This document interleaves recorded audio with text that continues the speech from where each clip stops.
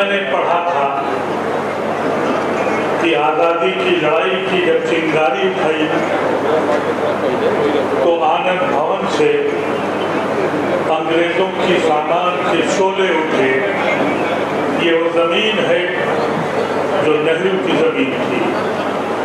میں نے خود اپنی آنکھوں سے دیکھا، ان کے ساتھ کام کیا. یہ دلیشر مشرا کی زمین تھی. ذوالفقار اللہ صاحب حبیب بھائی میرے دوست الہ آباد کے تھے اور میرے قائد تھے. اس لیے خیال ہوا کہ الہ آباد چلا جائے اور ان سے بات کی جائے اس شہر میں کیا ہو رہا ہے. اس کی ایک تاریخ ہے. ہمارے ایک دوست نوجوان ساتھی ربانی صاحب اعظم گڑھ کی کانفرنس میں ملے. انہوں نے کہا کہ الہ آباد میں کرنا چاہتا ہوں، آپ کو بلانا چاہتا ہوں. ہم اور سلمان صاحب نے کہا الہ آباد سے اچھی زمین کون ہے، ہم چلیں. اس نے تاریخ لکھی ہے. اس زمین کی ایک تاریخ ہے ہندوستان کے اندر. کچھ دن کے بعد ان کا فون آیا کہ لوگ ڈر رہے ہیں، ہم کو ہال نہیں دے رہے ہیں. میں نے کہا تب تو ضرور چلیں گے. انہوں نے کہا کہ کوئی ہال نہیں مل رہا ہے. ہم نے کہا سڑک پہ چل کے بیٹھیں گے، اس لیے کہ جب کوئی قوم ڈر جائے تو زوال کی آخری سطح پہ ہوتی ہے جہاں ہم کھڑے ہیں. اس کی توقع ہم کو نہیں تھی کہ الہ آباد کے لوگ بھی ڈریں گے اور کہیں گے کہ ہم ڈر گئے، جیسا میرے ساتھی نے کہا. لیکن ایک نوجوان کھڑا ہوا جس کو سب لوگ پپن کے نام سے جانتے ہیں، پپن دوبے کے نام سے. یہ میری ایسی روشنی تھی میرے لیے. ایک اندھیرے میں کچھ سمجھ میں نہیں آتا تھا کہ کس سے بیان کریں. میں پپن دوبے کا احسان مند ہوں، مشکور ہوں. مجھے امید ہے کہ ابھی سب کچھ ختم نہیں ہوا. آپ کیسے نوجوان زندہ ہیں. ہم تو اس ہندوستان کو جانتے تھے جہاں کھل کے بات ہوتی ہے. آج ہم اس ہندوستان میں ہیں جہاں آئین روز توڑا جا رہا ہے. ہم روز ہم کو یہ کہنا پڑتا ہے کہ ہم ملک کے دشمن نہیں، ہم دیش دروہی نہیں، ہم دیش بھکت ہیں. جو گلیوں میں، جو سڑکوں پر، جو بسوں میں گانے میں آوازیں آتی تھی چند دن پہلے، وہ پارلیمنٹ تک پہنچ گئی. اور پارلیمنٹ میں دو دگگج نیتا ہنس رہے ہیں. آپ کو صرف دو ہی نیتا دکھائی پڑے جو ہنس رہے تھے کیونکہ کیمرہ اسی طرف تھا. یقین کیجئے پوری ان کی جماعت خوش تھی کہ وہ دل کی بات ہو گئی. ہم پھر بھی خاموش رہے. ہم لوگوں نے یہ فیصلہ کیا کہ دانشوروں کو بلائیں، ان سے کہیں کہ کوئی وقت آئے گا کہ تم کھڑے ہو گے. اہل جلو کی بے بسی کا اگر یہی عالم رہا، خون رو بن کر ہر سر سے گزر جائے گی. یہ بات کبھی سمجھنا چاہیے. ہم لوگ یہاں آئے ہیں کسی پارٹی کی نمائندگی کرنے نہیں آئے ہیں. سلمان خورشید بحیثیت کانگریس کے نیتا کے حیثیت سے نہیں آئے. سلام کرتا ہوں ان کو. اس جذبے کو سوچئے گا. یہ شخص کل رات 30 میں تھا، رات کو دلی پہنچا، 5 بجے گھر سے نکل کر آپ کے پاس آیا اور ابھی یہاں سے نکل کے پھر واپس جا رہا ہے. عزیز قریشی صاحب کل بیمار پڑ گئے، پھر بھی کہا کہ میں آؤں گا.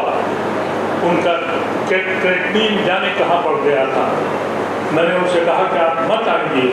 انہوں نے کہا کہ نہیں میں آؤں گا. پھر انہوں نے کہا کہ ڈاکٹر اجازت نہیں دے رہے ہیں. میں نے کہا کہ نہ کیجیے، اس لیے کہ میری بھی مجبوریاں ہیں. جو ہماری ٹیم کے کور ممبر تھے دانش علی، اس کے ساتھ کیا ہوا؟ اس کے جب آنسو بھرے آواز دیکھی تو دل تڑپ اٹھا کہ کوئی جگہ بچی ہے جہاں ہم محفوظ ہوں، یہ کان میں آوازیں نہ آتی ہوں کہ تم بڑے گناہی ہو۔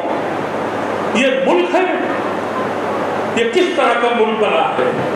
اور بیسک عالم یہ ہے کہ ہم صرف اپنی ذات کے لیے جی رہے ہیں۔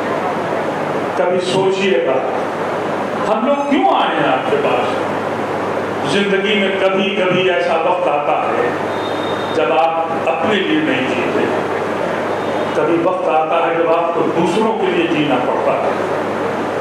یہ وقت آ گیا تھا کہ اگر آپ دوسروں کے لیے زندہ نہیں ہیں تو مردوں میں ایک لاش کا اضافہ کرتے ہیں آپ۔ اگر اب بھی آپ کی آواز نہیں نکلتی ہے تو یقین کیجئے گا کہ نہ یہ ملک بچے گا نہ آپ بچیں گے۔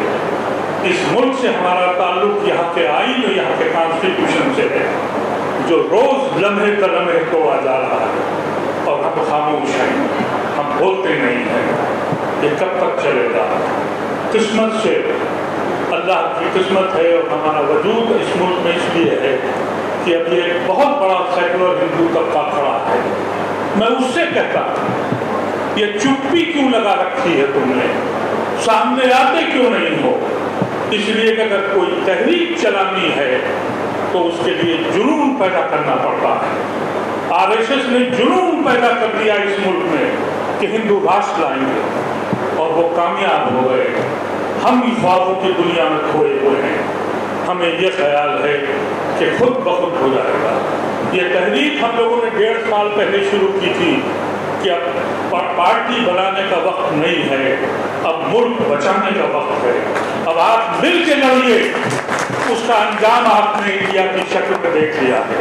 یہ ہم لوگوں کی تحریک تھی جو ہم برابر یہ کہتے رہے کہ اس ملک کو پہلے بچا دیجیے پھر پارٹی بنائیے گا۔ اس ملک کو اگر آپ نے چھوڑ دیا تو آپ جانتے ہیں کہ آپ کہاں کھڑے ہوں گے۔ لڑائی صرف اس بات کی نہیں ہے۔ پچھلے الیکشن میں اتر پردیش کے بھی میں نے یہی کہا تھا اپنے مسلمان بھائیوں سے کہ لڑائی جو ہے وہ ایک پارٹی کی ہے دوسری پارٹی سے، لیکن تمہیں حق نہیں، تمہارا سوچ تمہاری نہیں بدلتی کہ تمہاری گردنوں پہ فیصلے ہو رہے ہیں۔ یہ وہ ملک وہاں کھڑا ہے جہاں کہا جاتا ہے کہ میاں کو جو ٹھیک کرے گا ہم اس کو جتائیں گے۔ وہ الیکشن لڑتے ہیں اور جیتتے بھی ہیں۔ کیسی دردناک کیفیت ہے۔ ہم یہ کہتے ہیں کہ بھائی باہر نہ نکلنا، ہمیں پکڑا جائے گا۔ جس ملک میں عدالتیں خاموش ہو جائیں، جس ملک کی ایڈمنسٹریشن اس حد تک کمزور ہو جائے، پھر بھی ہم چپ رہیں۔ ہمارا کام یہ ہے کہ ہم سیکولر ہندوؤں کو اکٹھا کریں اور ان سے کہیں کہ تمہارے ملک کو ہم نے اس وقت بچایا تھا، ہم نے گاندھی ڈھونڈا تھا، ہم کو ضرورت ہے گاندھی ڈھونڈنے کی، ہم اس کو ڈھونڈ کے لائیں۔ اگر ہم مولانا آزاد نہیں پیدا کر پائے تو ہمارے ہندو بھائی بھی گاندھی نہیں ڈھونڈ پائے۔ وقت آ گیا ہے کہ ہم کو اس کے لیے کوشش کرنا پڑے گی۔ ہم لوگوں کی زندگی کا مقصد ووٹ مانگنا نہیں تھا۔ میں اس عمر میں ہوں، مجھے اندازہ نہیں ہے کہ کل میں رہوں گا یا میں رہوں گا۔ اس زمین پہ کھڑا ہوں جہاں تحریکیں چلی تھی۔ آج کتنے لوگ ہیں، شکر ہے ہم تو 10 لوگوں سے بھی بات کرنے کو تیار تھے کہ کبھی سوچنا اس بات کو، زندہ رہنے کے لیے تمہیں اپنی نسل کو بتانا پڑے گا تم نے کیا کیا۔ یہ جس طرح کی سرکاریں ہیں، جس طرح کے لوگ ہیں، آپ سوچئے دامن پہ نہ کوئی چھیٹ، نہ خنجر پہ کوئی داغ۔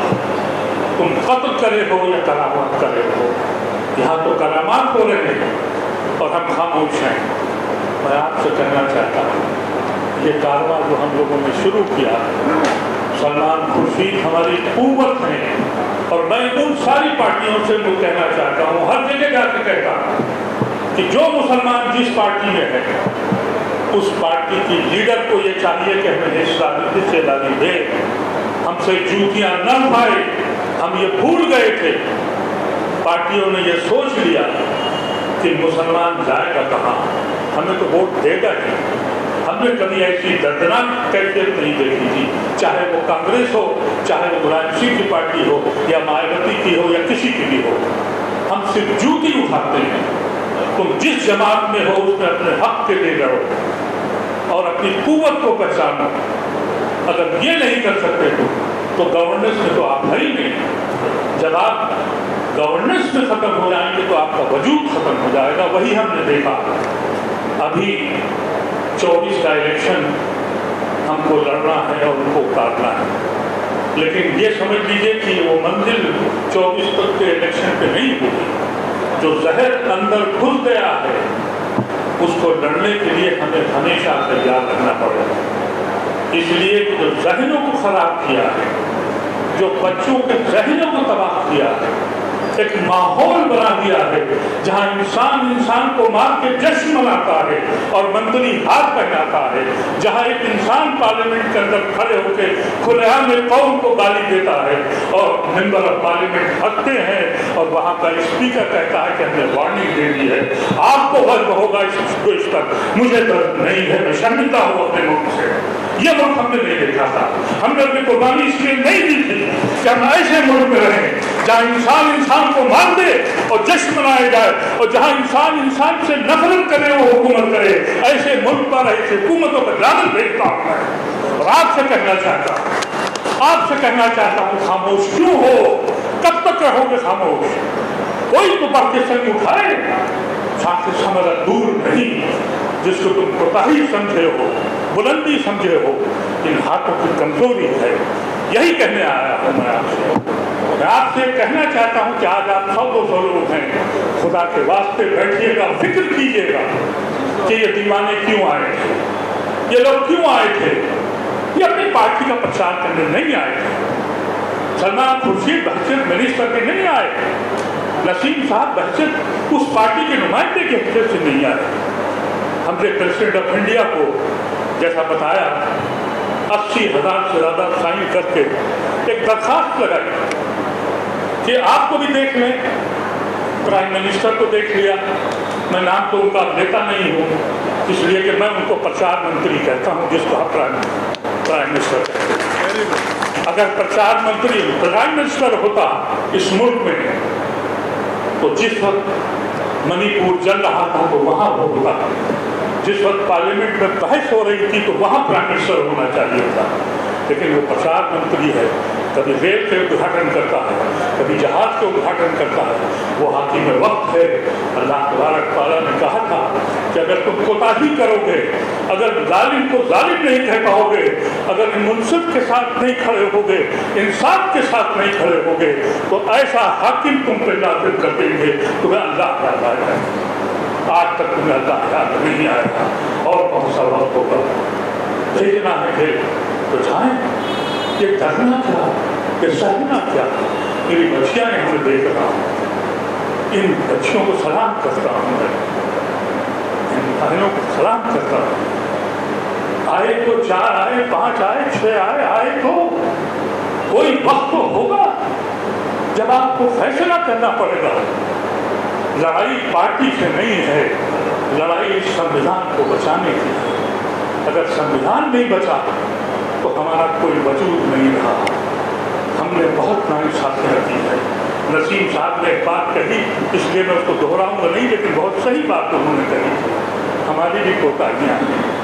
ہم نے جو فیصلے بہت عجیب و غریب کیے ہیں، اگر ہمارے اوپر کوئی آفت آ جائے، اگر ہماری مسجد کی مینار ٹوٹ جائے تو ہم سینہ پیٹتے ہیں، لیکن اگر سیلاب آ جائے اور 500 آدمی مر جائیں تو ہم گھر پہ بیٹھے رہتے ہیں۔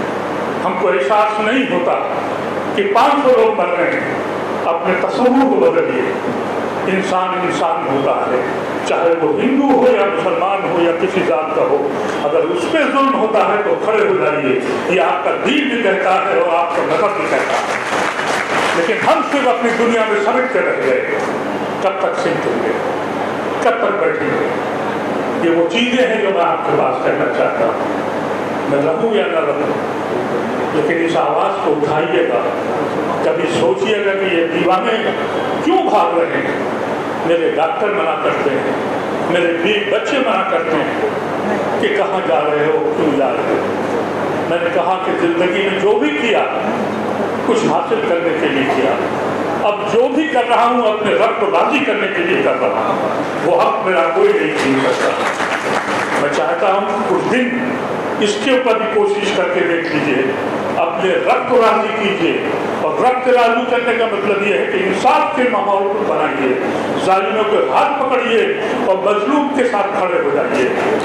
اسی NCR میں آج نوح میں جو کچھ ہوا ہے اس کے مقدمے تیار کر رہے ہیں، جو پارلیمنٹ میں جو جس طریقے کے کانسٹیٹیوشن کی سپلائی کی گئی ہے اس کے اوپر بھی ہم لوگ مشورہ کر رہے ہیں کہ ہم اس پہ مقدمہ دائر کریں گے لا منسٹر کے خلاف کہ اس نے ایک جھوٹی کاپی وہاں پہنچائی۔ کتنے کامیاب ہو گئے ہمیں نہیں معلوم، لیکن امید کی کرن ہم کبھی نہیں چھوڑتے۔ ہم یہ چاہتے ہیں کہ ہم آپ کو آپ کے دلوں میں وہ آواز پہنچا دیں، اللہ میرے زبان میں اتنی قوت دے دے کہ آپ کی سوتی ہوئی آتما جگ پڑے، کبھی یہ فکر کرنا شروع کر دیں آپ کہ آپ اپنے لیے نہیں جی رہے تھے، آپ پہ کچھ حق دیے گئے تھے، آپ کو کچھ ذمہ داری دی گئی تھی۔ یہ ایسا ملک نہیں ہے میرے عزیزوں۔ اس ملک کو ہم نے کیسے حاصل کیا؟ اپنے خون کو بانٹا ہے، اپنے خون کو بانٹا ہے۔ ایک بھائی چلا گیا پاکستان تو دوسرا بھائی اپنی ماں کو یہی رکھنے کے لیے قبرستان میں اتار کے ہندوستانی بن گیا۔ بدنصیبی یہ ہو گئی کہ آج بھی ہم سے پوچھا جاتا ہے تم دیش دروہی ہو یا دیش بھکت ہو، ایسی شکل میں پیدا ہو گئی۔ لیکن مایوس میں نہیں ہوں، اس لیے میں سمجھتا ہوں اس اندھیری رات کے سینے کو چیر کے کوئی نور نکلے گا۔ اگر تم فرعون ہو تو ایک موسیٰ بھی پیدا ہوگا۔ اسی امید میں آپ کے پیچھے آیا ہوں۔ اس وقت آپ سامنے فیصلے کر لیجئے، ایک فیصلہ کیجئے، ایک عزم کیجئے کہ یہ لڑائی پارٹی کی نہیں ہے، یہ لڑائی اس تصور کی ہے جس کی بنیاد گاندھی نہرو آزاد نے ڈالی تھی، یہ لڑائی اس تصور کی ہے جس میں ہم نے قربانیاں دی تھی۔ اس لڑائی کو خاموش نہ ہونے دیجیے۔ بہت بہت شکریہ آپ حضرات کا، لیکن میں ایک بار پھر آپ سے کہنا چاہتا ہوں الہ آباد کے اتنا بڑا جشن کیجیے، نوجوانوں کو بلائیے اور کہیے کہ زمین کون تھی، اور ہم چند لوگوں نے فیصلہ کیا ہے کہ ہم اس ملک سے ایسے لوگوں کو ظالموں سے آزاد کرائیں گے، انصاف دلائیں گے اور آئین قائم کریں گے۔